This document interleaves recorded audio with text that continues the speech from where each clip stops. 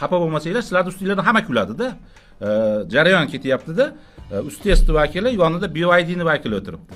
Butun nima Instagram savol qo'yyapti shu masala. Ishoraviy xarakterga ega. Ha. Bu yerda qanaqadir manfaatlar to'qnashuvi yuzaga kelmayaptimi? Men hozir bu savollarning hammasini yana beryapman shaffoflik nuqtai nazaridan va manfaatlar to'qnashuvi mavjud bo'lishi nuqtai nazaridan. Go'yoki shu rasmni ko'rgan bo'lsangiz qo'yib ketishingiz mumkin podkastda BYD vakili ustezga topshiriq berib turgandek.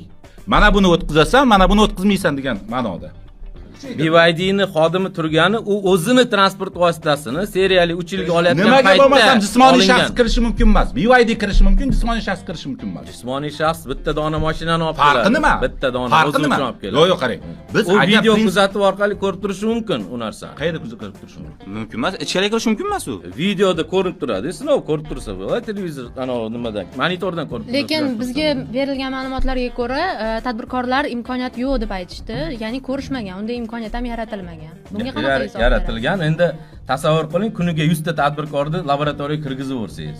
BYD mumkin. Boshqa qanday bu mantiq? Bu boshqalarga BYD ishlab chiqarish jarayonida 3 yilga olayotgan paytda kirgan bo'lishi mumkin o'sha jarayonda. BYD savolda chaquvchilik qilib, bu eski rasm bo'lishi. Ishlab chiqarishini aytmayapman. BYD Xitoydan xuddi mokk tadbirkorlar singari chaquvchilik qilib olib kelib sotayotgan mashinalarni ham o'tkazadi, to'g'rimi? Yo'q.